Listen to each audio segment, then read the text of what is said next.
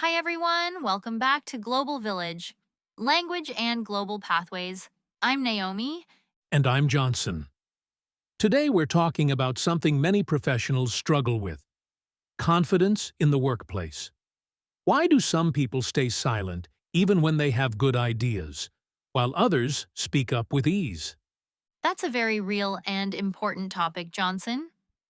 Many people are actually capable, but they don't feel confident enough to express themselves, especially in English.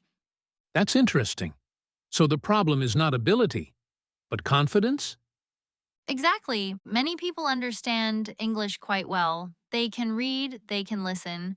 But when it comes to speaking, they hesitate, Why does that happen? mostly because of fear. Fear of making mistakes, fear of being judged, or fear of not sounding good enough. That sounds very common. I've seen people stay quiet in meetings even when they clearly know the answer. Yes, and over time, that silence can affect their growth In what way? because in the workplace, visibility matters. If you don't speak, people may not see your ideas, your skills, or your potential. So communication is not just about language, it's about opportunity. Exactly. The ability to express yourself clearly can open many doors. Then, how can someone start building confidence at work, especially in English? It starts with a mindset shift. You don't need to speak perfect English, you need to speak clear English. That's a very important distinction.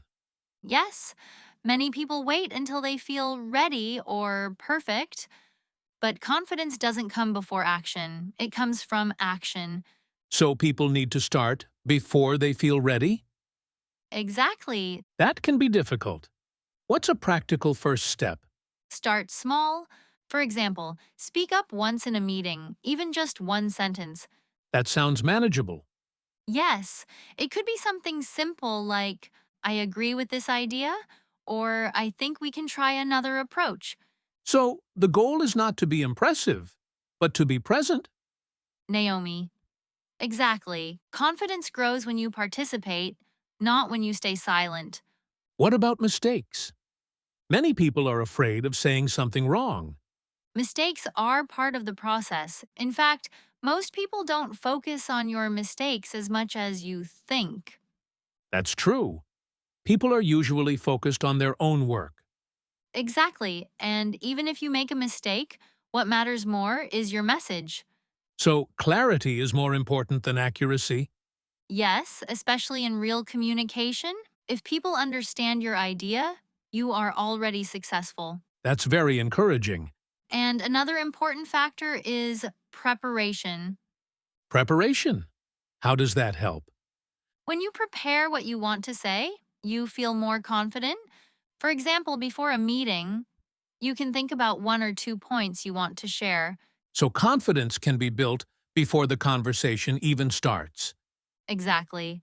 Preparation reduces uncertainty. Let me ask you something deeper.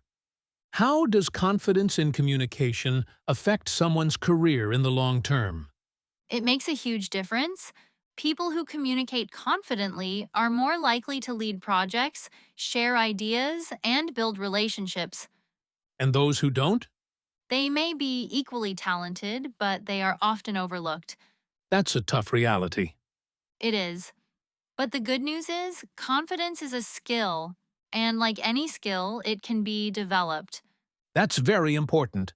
It means people are not stuck. Exactly. With practice, anyone can improve. What would you say to someone who is still afraid to speak English at work? I would say this: your ideas matter more than your mistakes. That's powerful. Don't wait until you feel perfect. Start speaking, even if it's simple. So confidence comes from doing, not waiting.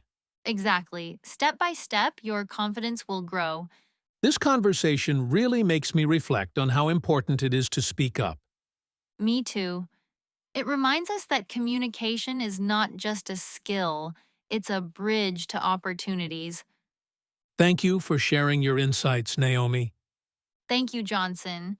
And thank you everyone for listening to Global Village, Language and Global Pathways. We hope today's episode helps you become more confident in your workplace communication. Take care, and we'll see you in the next episode.